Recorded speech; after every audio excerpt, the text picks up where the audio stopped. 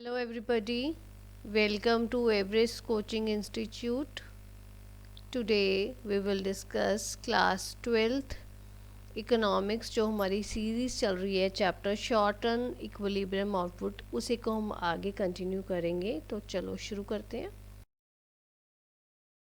अभी तक बेटा हमने बेसिकली इसका कॉन्सेप्ट ऑफ शॉर्ट रन क्या होता है वो हमने डिस्कस किया और इक्विलिब्रियम आउटपुट का बेसिकली हमने ओवरव्यू कॉन्सेप्ट किया जिसमें दो अप्रोचेस की बात की है। अब हम उसी कॉन्सेप्ट को आगे पूरा डिटेल में डिस्कस करेंगे।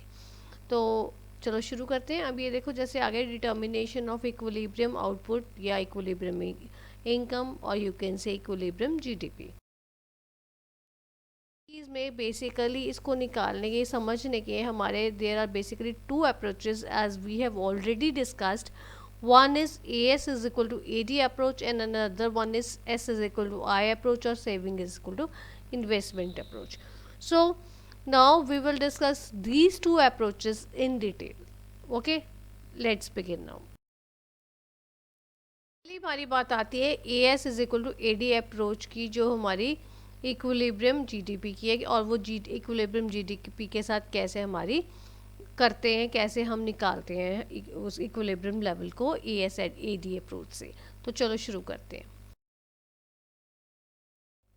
हम लोगों ने ये डिस्कस कर लिया कि एग्रीगेट सप्लाई और एग्रीगेट डिमांड हमारी क्या होती है। एग्रीगेट सप्लाई या एक्सेंटे एग्रीगेट सप्लाई बेसिकली वो क्या कहती है, वो बेसिकली होती है जो हमारे producers what they plan to produce in an economy during an accounting year. इस चीज़ को ध्यान रखना है, एक अकाउंटिंग ईयर में वो क्या प्लान करते हैं, क्या उनकी विश है वो या उनकी डिज़ायर है आउटपुट को प्रोड्यूस करने की, उसको हम बोलते हैं एक्स एंटे एग्रीगेट सप्लाई या एग्रीगेट सप्लाई, राइट। अब जब हम इसको डिस्कस करेंगे, इसको मैं आपको ग्राफ के साथ भी आपको समझाऊंगी।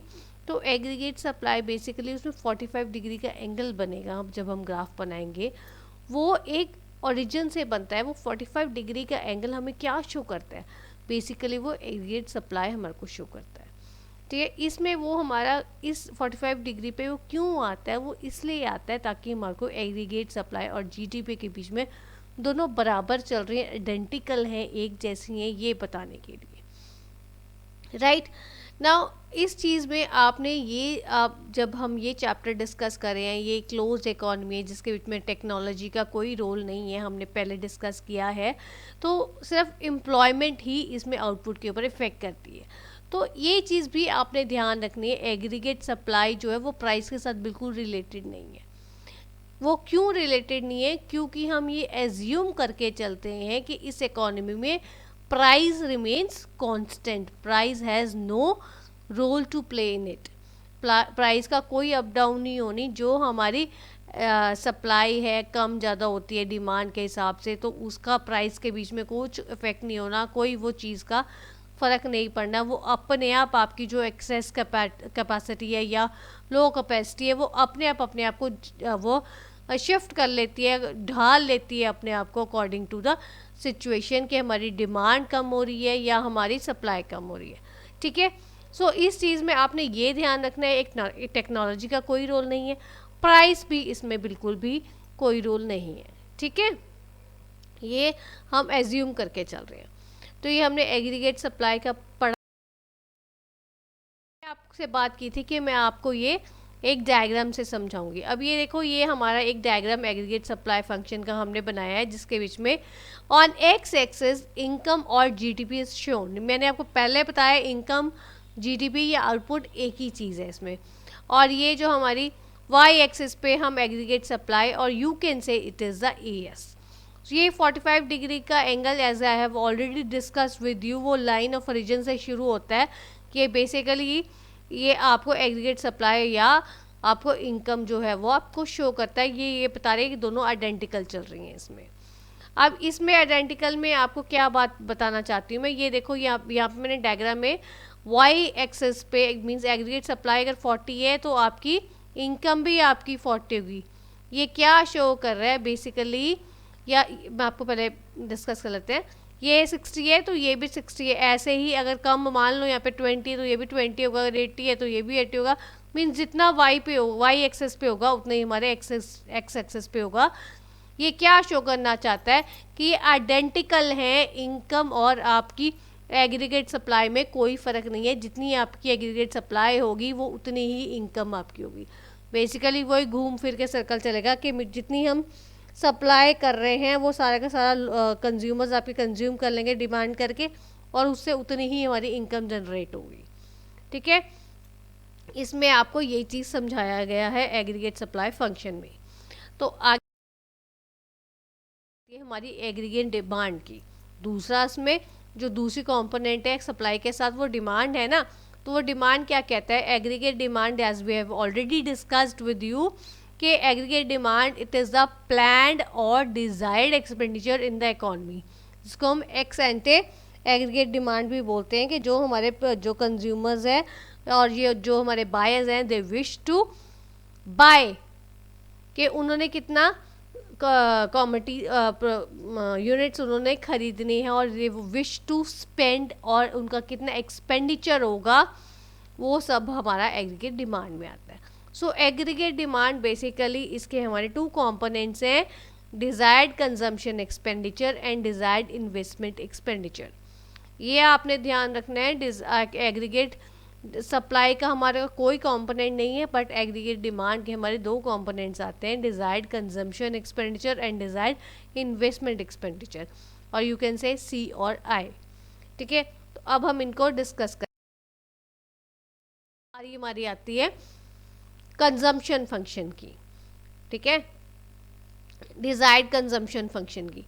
ये देखो, इसको मैं आपको डायग्राम के साथ ही समझा दूँ। डायग्राम में जैसे एक्सेस और वाई एक्सेस पे, तो वो ये वाई एक्सेस पे सिर्फ हमारी कंजम्पशन एक्सपेंडिचर आ जाता है, एक्स एक्सेस पे हमारी इनकम या जीडीपी आती है। तो ये हमारा 45 डिग्री का एंगल बन रहा है। हमारा 45 degree angle is basically line of reference है। वो क्या शो करता है? आइडेंटिकल शो करता है कि एक्सपेंडिचर और इनकम हमारी बराबर है। जितना हम खर्चा करेंगे कंज्यूमर्स या बायर्स जितना खर्चा करेंगे उतने आपकी प्रोड्यूसर्स की इनकम होगी। ठीक है, सो इसमें हमारा ओ के ए आ रहा है, ये पॉइंट आ रहा है के ओ के is a minimum level of consumption. ये हमारी मिनिमम लेवल ऑफ कंजम्पशन है। आपको एक चीज़ ध्यान रखनी है, हमारी इनकम इकोनॉमी में किसी की हो या ना हो, but even though consumption minimum consumption आपकी होगी होगी, because you have to undergo minimum expenditure for the survival. आपको सर्वाइवल के लिए कुछ एक्सपेंडिचर आपको करना ही पड़ेगा। That is the minimum consumption expenditure, that is okay. Okay is a minimum level of consumption even when income is zero. Income zero भी होगी तब भी आप करोगे, क्योंकि आपके पास पैसा नहीं है, तब भी आपको बेसिक नेसेसिटीज़ लाइफ की आपको करने के लिए, अपने सर्वाइवल के लिए आपको अंडरगो करनी पड़ेगी। Even you have to borrow और you have to beg in some at somebody's place. ठीक है ना। सो ये आपका मिनिमम एक्सपेंडिचर है, या आप सेविंग्स को अपनी को निकाल के उसको यूज़ कर रहे हो। सो जैसे जैसे हमारी देखो इनकम बढ़ेगी, जब हमारी इनकम बढ़ेगी तो हमारी कंजम्पशन भी बढ़ेगी। पहले क्या होगा, मिनिमम कंजम्पशन आपकी जब आपकी पूरी हो रही है, अगर आपकी इकोनॉमी में इनकम बढ़ रही है तो ऑब्वियसली आपकी डिमांड भी अकॉर्डिंगली बढ़ेगी, आपकी कंजम्पशन भी बढ़ेगी। सो कंजम्पशन और इनकम आपकी, जब आपकी इनकम राइज होगी कंजम्पशन भी आपकी राइज होगी। तो ऐसे ये देखो यहाँ तक इस पॉइंट पे, एल पॉइंट पे कंजम्पशन हमारी जो है वो वाई के इक्वल है, उस टाइम तक कंजम्पशन ज़्यादा है और इनकम हमारी कम है। फिर हमारी जब इनकम बढ़नी शुरू होगी तो कंजम्पशन भी हमारी बढ़नी शुरू होगी। ठीक है, at point L y is equal to c, as I have already discussed with you. At this point there is no savings, क्योंकि हमारी कंजम्पशन और इनकम हमारी बराबर है, तो सेविंग्स कहाँ से होगी? सेविंग्स तो हमारी तभी होंगी ना जब हमारी इनकम जो है कंजम्पशन से ज़्यादा होगी, और जब हमारी इनकम कंजम्पशन से कम होगी तब हमारी सेविंग्स नेगेटिव होंगी। राइट। सो ये ऐसे ही ये इस डायग्राम में आपसे यही डिस्कस किया गया है कि बिफोर पॉइंट एल पॉइंट से पहले, prior to it, C is greater than Y. Consumption, आपकी कंजम्पशन देखो ब्लू लाइन ऊपर है और आपकी इनकम की लाइन कम है, तो it means there is a negative savings. और beyond it your income goes up and your consumption is less. So when your income is more than your consumption, then you have positive savings. ठीक है, सो ये basically आपको दिखा रहा है कि सी जो है आपका एक स्ट्रेट लाइन है, सी फंक्शन जो है आपका स्ट्रेट लाइन है, जो इम्प्लाई कर रहा है कि ये एक लीनियर फंक्शन है। ठीक है बेटा, तो ये हमेशा जो आपका कंजम्पशन फंक्शन है उसमें एक मिनिमम लेवल होगा ही होगा जहाँ से हमारी कंजम्पशन, क्योंकि हमें थोड़ी सी कंजम्पशन तो मिनिमम हमारी होती होती even when the income is zero. So पहले हमारी नेगेटिव सेविंग्स होती है जब तक हमारी कंजम्पशन ज़्यादा है और हमारी इनकम कम है। जब हमारी इनकम ज़्यादा हो जाती है और कंजम्पशन कम होती है, उस केस में हमारी पॉजिटिव सेविंग्स आनी शुरू हो जाती हैं। ठीक है बेटा, तो आगे चलते हैं। अब हम इन्वेस्टमेंट फंक्शन की, अभी हमने कंजम्पशन फंक्शन की बात की है, अब हम बात करेंगे इन्वेस्टमेंट फंक्शन की। ये भी देखो डायग्राम से समझाया जा रहा है आपको। ये डिज़ायर्ड इन्वेस्टमेंट एक्सपेंडिचर का ये डायग्राम है जिसमें आपका investment expenditure on Y axis है। पहले हमारा ये कंजम्पशन एक्सपेंडिचर था यहाँ पे, अब हमारा इन्वेस्टमेंट एक्सपेंडिचर आ गया, और एक्सेस पे जैसे हमारा पहले था इनकम या जीडीपी है। ठीक है, इसमें एक चीज़ आपने ध्यान रखनी है इन्वेस्टमेंट फंक्शन में कि आपकी इनकम जितनी मर्जी हो, इन्वेस्टमेंट एक्सपेंडिचर का इनकम के साथ कुछ लेना देना नहीं है। इन्वेस्टमेंट एक्सपेंडिचर को हम ट्रीट करते हैं, हम ये एज्यूम करते हैं कि it is an autonomous means it is free और you can say it is independent. ठीक है, तो ये जो इन्वेस्टमेंट एक्सपेंडिचर है इसको हम ये एज्यूम करके चलेंगे कि ये इंडिपेंडेंट है, ये इन्वेस्टमेंट है, इसका इनकम के साथ कुछ लेना देना नहीं है। इसीलिए देखो ये जो आपका इन्वेस्टमेंट फंक्शन की वो ये जो लाइन है वो स्ट्रेट लाइन है। इनकम को इसके साथ कुछ लेना देना नहीं, इनकम हमारी जो मर्जी हो, हमारी इन्वेस्टमेंट इतनी ही हो रही है। ठीक है, सो ये ऑटोनमस है, इस चीज़ को आपने ध्यान रखना है। फंक्शन और इन्वेस्टमेंट फंक्शन अगर हम उनको कंबाइन कर देते हैं, इकट्ठा कर देते हैं, तो हमारा एग्रीगेट डिमांड फंक्शन बनता है। वो कैसे बनता है वो देखते हैं। अब ये देखो इस केस में क्या है, अगर आप ध्यान दो, जो मैंने आपको पहले अभी दो डायग्राम समझाए हैं कंजम्पशन फंक्शन का और इन्वेस्टमेंट फंक्शन का, मैंने उनको ही कंबाइन कर दिया है उन दोनों डायग्राम्स को। ये हमारी देखो इन्वेस्टमेंट फंक्शन की थी हमारी लाइन, ये इंडिपेंडेंट है, और ये हमारी कंजम्पशन की ऐसे हमारी लाइन चल रही थी जो आपकी पहले ब्लू लाइन से शो की थी। मैंने अब आपको यहाँ पे कुछ समझाने के लिए इसको मैंने चेंज कर दिया है। तो ये देखो ये इन्वेस्टमेंट फंक्शन है, ये आपका कंजम्पशन फंक्शन है। अब हम कंबाइन कर रहे हैं तो मीन्स हर लेवल की कंजम्पशन के ऊपर इतनी ऑटोनॉमस जितनी भी है, लेट इट बी 20 यूनिट 20 पे आ रही है आपकी ऑटोनॉमस, तो हर उसमें 20 कंजम्पशन में 20 ऐड होते रहेंगे इस लाइन में, तो आपकी वो देखो कांस्टेंट सेम ऊपर गई है वैसे, तो ये आपकी कंजम्पशन प्लस इन्वेस्टमेंट एक्सपेंडिचर आ जाएगा। तो इसको देखो यही मैंने ये चीज़ समझाई है, consumption and investment functions are combined to get aggregate function demand function. Constant value of I is added to different values of C to get C plus I. वही है ना, ये देखो तभी इसीलिए इसमें शिफ्ट हुआ है कंजम्पशन और इन्वेस्टमेंट में, क्योंकि सेम आपके units of investment her unit of consumption में आपका ऐड हो रहा है।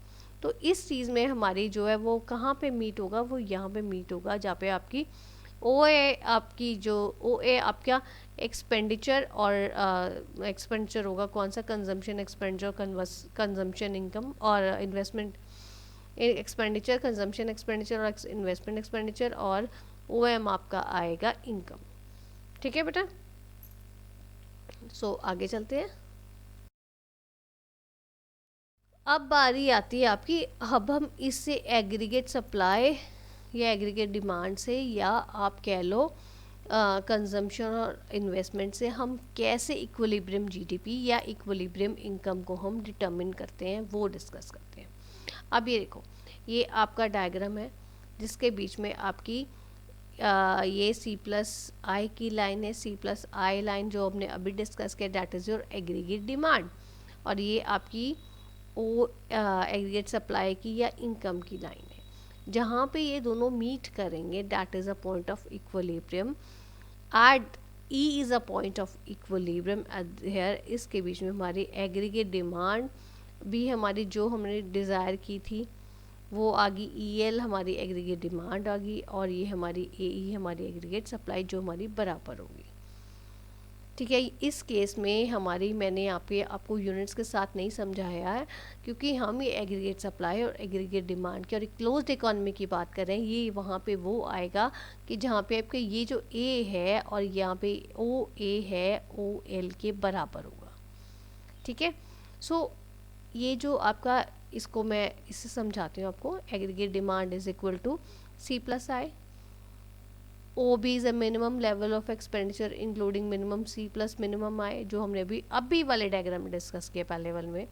और 45 degree line is a line of reference where AS is equal to Y। E is a point of equilibrium where AS is equal to AD। यहाँ पे क्योंकि दोनों AS और AD बराबर आ रहे हैं ना, तो ये जो EL है और आपका जो EL आपका डिज़ायर्ड AD है और ये आपका डिज़ायर्ड एग्रीगेट सप्लाई भी है। मीन्स ई ये जो आपका O L is equal to O A, you can say जितने, अगर यहाँ पे आपके मान लो 200 यूनिट्स हैं तो यहाँ पे भी आपके 200 यूनिट्स ही होंगे, क्योंकि जितना आपका प्रोड्यूस हो रहा है उतना उतना आपका सेल हो रहा है, उसकी ही आपकी सप्लाई हो रही है। कोई अनवांटेड स्टॉक नहीं है, कुछ भी नहीं रहेगा, ना कोई अनफुलफिल्ड डिमांड है।